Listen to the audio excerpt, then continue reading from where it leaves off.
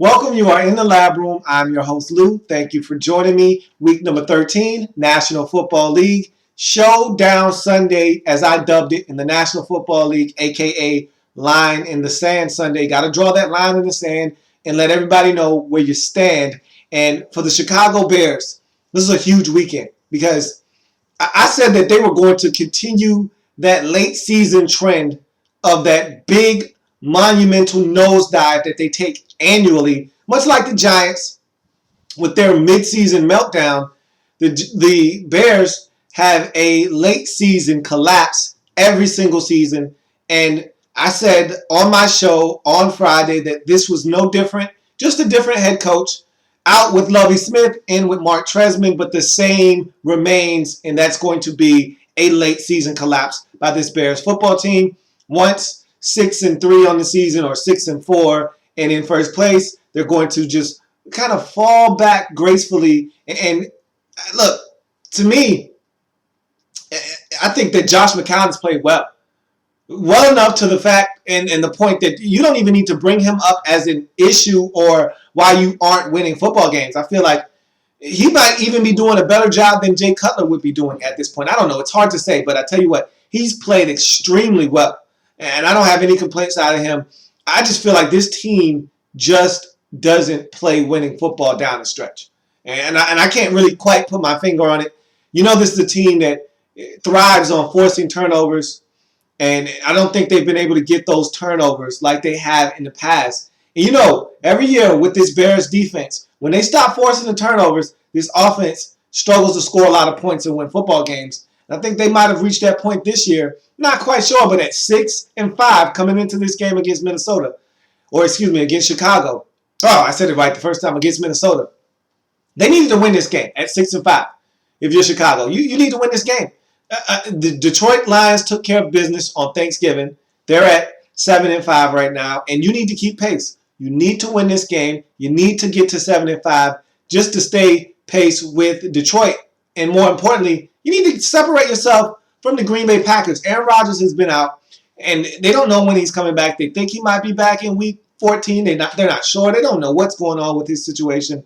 You need to distance yourself from them, just in case that Aaron Rodgers comes back and the Packers want to go on some kind of miracle run down the stretch and the Lions falter. You can be there to pick up the pieces, not the Packers. So distance yourself from them, as well as, you know, keep pace with those Lions. So if they decide to tumble down the stretch, you know you got to finish a game better than them because they have a 2-game lead on you if you lose this game. Remember, they swept you in the season series. So you don't have any margin of error when it comes to this division. And again, this division isn't all that great. And so you look at the way this division is starting to sort itself out. If you don't win this division, you're probably not going to get into the playoffs in the NFC with a wild card because the wild card is so competitive in the NFC. 9-3 Carolina, 8-4 San Francisco. So you need to win this game just to stay relevant in your division and relevant in the NFC wild card picture as well. So a lot of things on the line for the Chicago Bears. If you're the Minnesota Vikings, you're playing for a number of reasons. You still don't know who your quarterback is. You're playing for the pride of your franchise. You're playing for the health of your coach in terms of him remaining your coach. Leslie Frazier is by no stretch of the imagination out of the woods yet. You can listen to what anybody wants to tell you. They just gave him an extension not too long ago, and they'll take it right back just as fast as your head can spin. So don't think for 1 second that they won't fire Leslie Frazier if this team finishes the season, 3-12-1. So you got to win football games. If you're the Vikings, win football games. If you want Leslie Frazier around, you got to continue to play competitive football, and you got to get some wins. Look, this is a team that needs to learn how to win and become more consistent. So when you do get that quarterback, whoever that guy is that's in place that can get it done for you, you'll already establish the fact that, hey, we can win. We play winning football. We're a good, solid football team. So if you're the Vikings, there's something to play for you as well. So let's get to the board and break this one down. 6-5 Bears, 2-8-1 Minnesota Vikings. Big matchup for the Bears.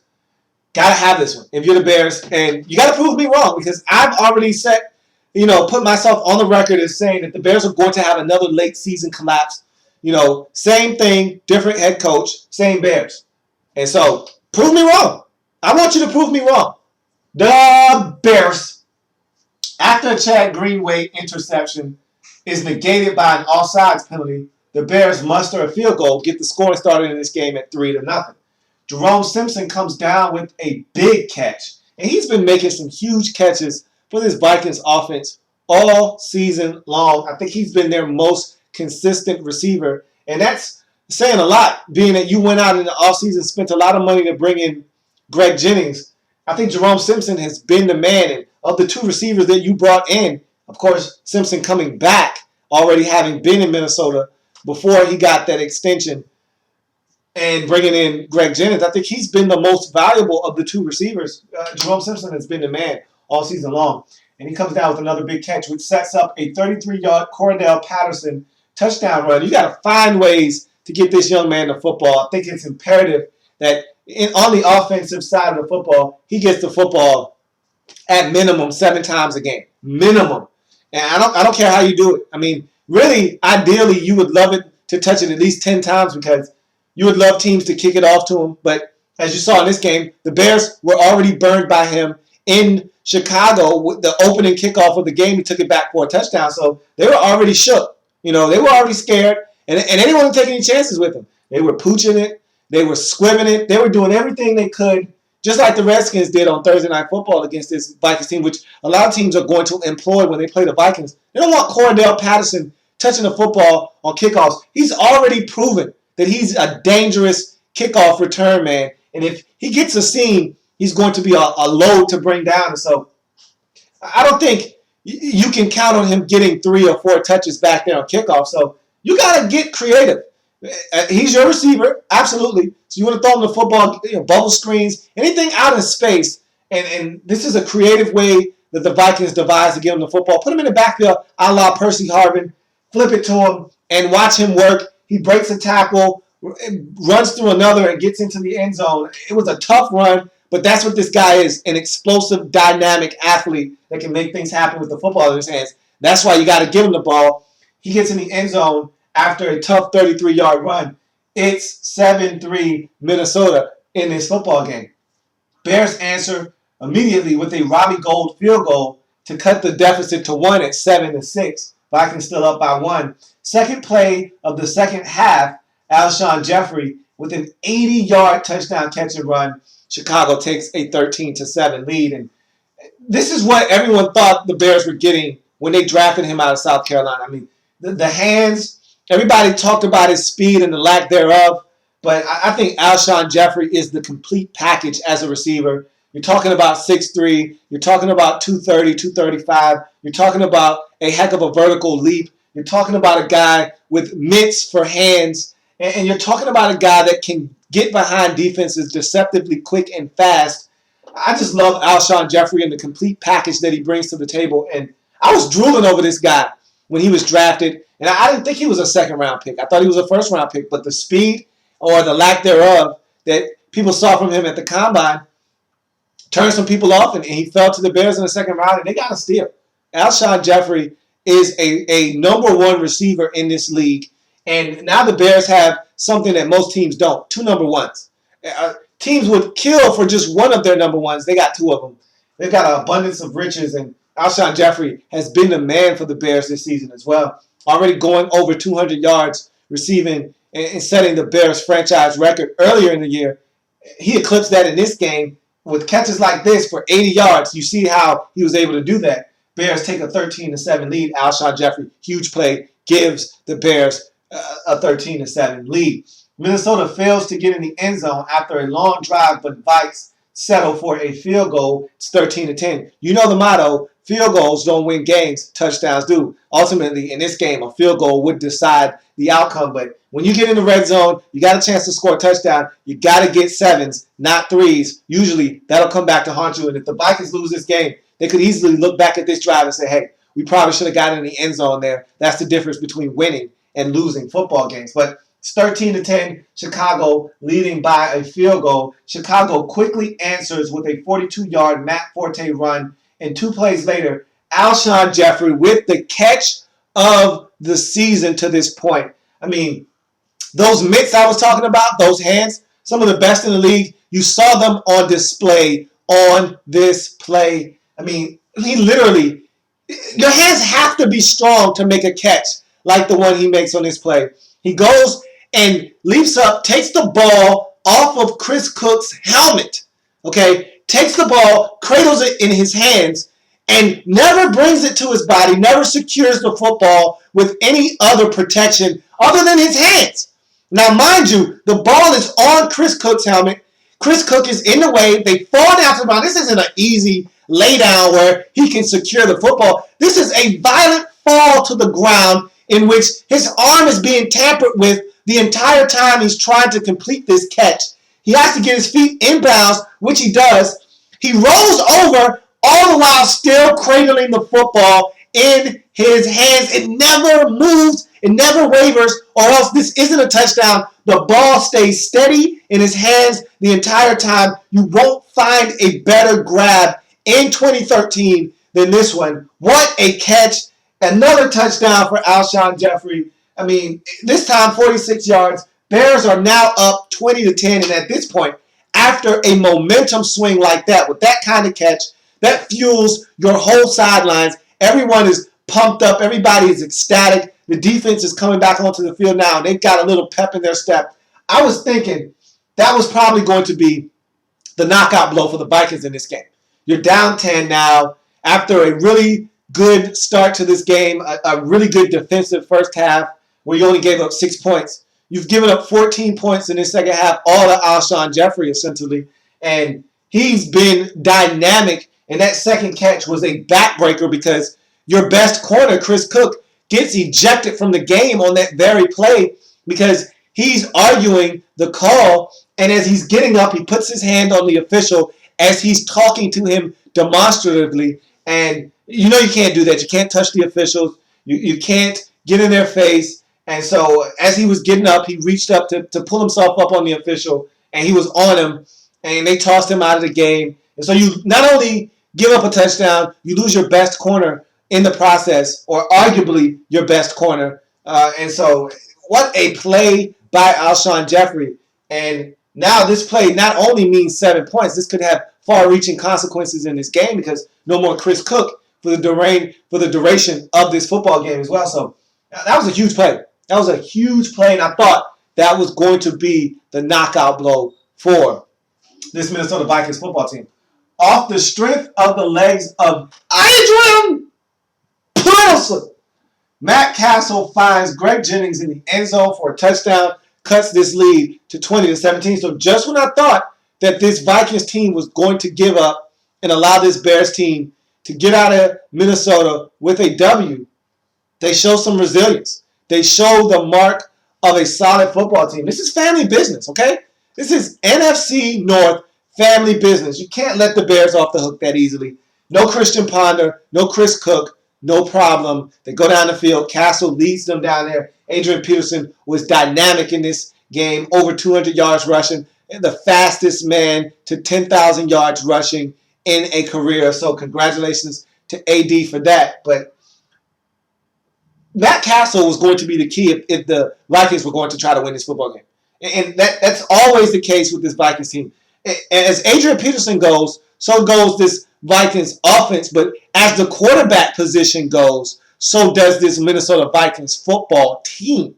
And so Castle was huge in this game in relief of Christian Ponder, who we think suffered a concussion in this game. So after the touchdown toss to Greg Jennings, it's 20-17, Bears clinging to a 3-point lead.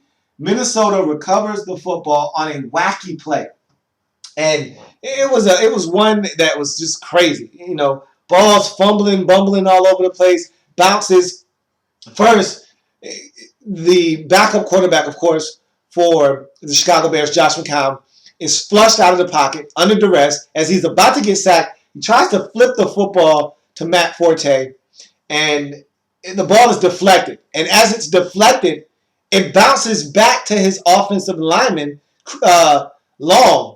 And as Long has the football, he is immediately stripped. And it's funny, it's like offensive linemen have no awareness of their surroundings, and they have no idea how to hold the football. And I believe Long used to be a former tight end or a quarterback or something like that. I mean, he's a really athletic guy. And so to see him just absolutely be stripped of the football, it comes out, Minnesota recovers. It was a wacky play, but a huge play in this game. As the Vikings recover the football, that sets up an interception at the 1 yard line of the game. You cannot turn the football over like that. And this was not the fault of Matt Castle. This was a beautifully thrown football, perfectly executed play. But Rhett Ellison, your tight end, when your backup tight ends, just simply could not make the catch. I mean, it bounced right off of his chest plate, right between a 4 and a 0 on his jersey. Doesn't get much easier than that. And that's tough. That's a tough break to have the football hit you right between the numbers and you not bring it in. And this is in the end zone for the go-ahead score. And bounces off your chest plate and is picked off by Kasim Green. And he returns it to midfield, but the Bears can't ice the game. I mean, that pick should have been all she wrote for this football game. The Bears were supposed to take that football and never look back, pick up a couple of first downs, make the Vikings use their timeouts, ice this clock, put this game away, take some knees, go home with a 7-5 record. That's what the Bears would have liked to have done in that situation. Run their 4-minute offense, eat up the clock, win this football game. But they weren't able to do that. The Vikings stood up, were able to get a huge stop, force a punt, get the football back, and after converting on 4th and 11, that was a huge play. Okay, Vikings backed up essentially in the shadow of their own end zone. They don't convert this 4th and 11. This game is over. But they're able to do so. Castle to guess who? I've talked about him making huge plays all year for this Vikings football team. Of course, I'm talking about Jerome Simpson. Big catch on 4th and 11 for 21. Vikes march down the field and get the game time field goal. We go to overtime, but not without a little bit of drama and suspense. They kick the football off to Devin Hester, who returns this thing out to midfield. And if not for Blair Walsh, he probably takes this thing to the house. So they still have 3 timeouts in about 20 seconds, which to operate a couple of completions. They're well within Robbie Gould field goal range, but not able to do so. And we go to overtime. And in overtime, Bears get the football first, and they have a couple of nice completions, one to Brandon Marshall, one to Alshon Jeffrey. Looks like they're going to move the ball down the field, but then they stall out. Jared Allen is able to get to Josh McCown, force a fumble, and they recover due the Chicago Bears' Jamon Bushrod falls on the ball, but they call him for a senseless penalty. I thought it was a bad call. No need to call him for. All he did was throw the football down in disgust. And it's not like he tossed it. He just put it down. And they called him for delay of game. So and they were out of field goal range anyhow. They end up punting the football to the Vikings, who proceed to drive the football down the field.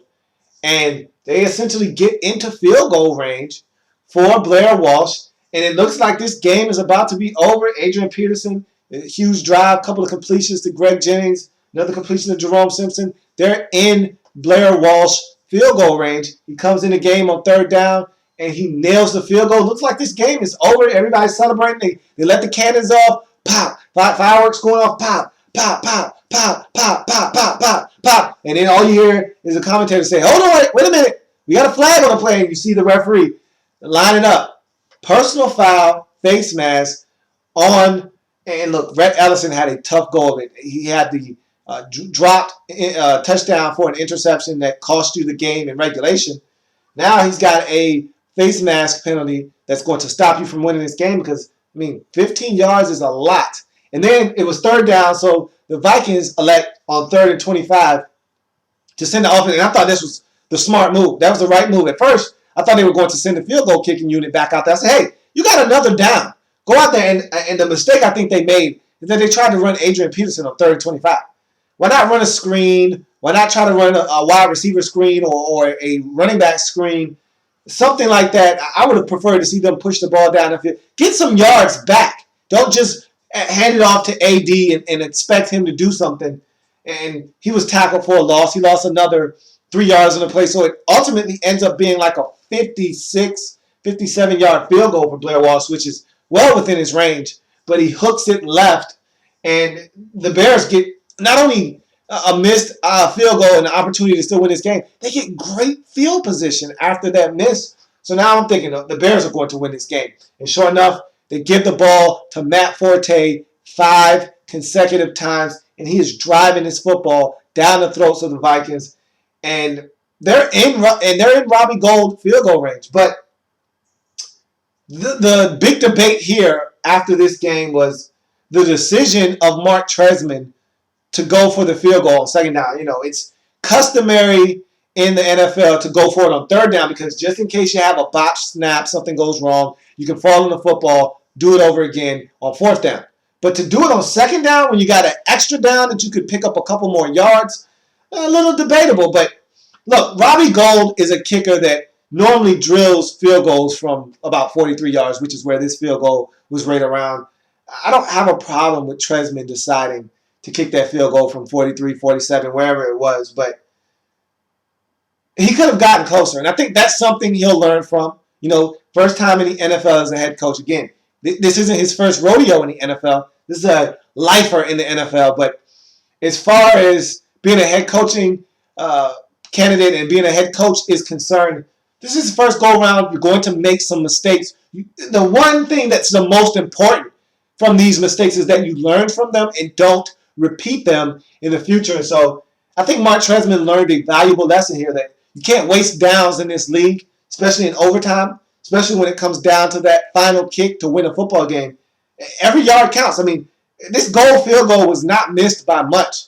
And if Matt Forte gains 3 yards, or maybe Forte is gassed, he ran it 5 consecutive times, put Michael Bush in, maybe he picks up 3 yards, and that's the difference between that going through the uprights and just sneaking in and it going wide right of the uprights, which it did. So you got to make some smart decisions. And again, he felt confident about the decision he made, and he should have. Robbie Gould is a kicker that normally makes that kick, but in the NFL, you got to take that extra down and try to get as many yards as possible. And I think he learned something from that experience, but he misses the field goal. Robbie Gould misses that field goal, gives the Vikings new life. And I actually didn't see the face mask. I think he grabbed it, but I wasn't sure on the Blair Walsh attempt earlier in overtime that would have gave the Vikings the win. But they got new life. And with that missed field goal, you knew Adrian Peterson understood that this is it. Either we win this game now or we're not going to. We could either be staring a loss or another tie in the face. And who wants to do that? A tie is like kissing your sister. And so, no. Adrian Peterson buckled up that chin strap, and he went, Adrian Peterson, on the Chicago Bears, really taking it to them on that final drive. Matt Castle with a couple of clutch throws also chipping in as they get into field goal range for Blair Walsh. And this time, there's no flags. There's no penalty to negate this one. It's right down the middle, splits the uprights. Blair Walsh, good from about 41 or 42 or 39 yards. Either way, it's a Vikings win. Bears continue to struggle late in the season. I hated to be right, but I was right. I felt like the Bears were going to lose this game, and this is a dangerous Vikings team, family business, and they took care of the business. 23-20 in overtime. Bears fall to 6-6. This is a devastating and crushing loss because, again, if you're trying to win this division, every divisional game matters. You've already dropped 2 to Detroit. You've swept the Packers, which is great for you, but now you look at it from a different perspective, and you split with the Vikings now. So you're 3-3. No. You haven't played the Packers for the second time yet, but you're 2-3 right now in this division, and the Lions have already swept you. They just beat the Packers, and they're going to finish with a better record in the division. And so if this thing comes down to tiebreakers, which you can't afford it to anyway because the Lions swept you, so it's just convoluted. You need to win games. You didn't win this game, and so you're 6-6. This is a tough loss to swallow if you're the Bears because this is one you had to have. Frankly, there's no other way to put this. You can't lose to a 2-8-1 football team or a 3-8-1 football team. You just couldn't lose this game, and you lost this game to a 2-8-1 football team. And now the Vikings are 3-8-1, and this is a dangerous Vikings football team. If they could just find a quarterback, they could be a team to reckon with in this division next season. But it's all about the quarterback position. You got solid play from Matt Castle in relief of Christian Ponder, but it's too inconsistent. But on this day, Adrian Peterson was AD. He was running all day. Over 200 yards rushing. Was huge in this game. Matt Castle, I thought he came in and played great in relief. And you guys get it done. 23-20 in overtime. Tough loss for the Bears. Huge win for the Minnesota Vikings. Leslie Frazier, can't state it enough, has done a wonderful job of keeping this team together when all seemed lost. These guys are still playing hard, and they're playing really well each and every single week, giving themselves a chance despite some of the shortcomings of this roster. So that's going to do it for this installment of In the Lab Room. I thank you for joining me. If it happens in the National Football League, whether big or small, we cover it all here in the Lab Room. I thank you for joining me here on Showdown Sunday in Week 13 of the National Football League.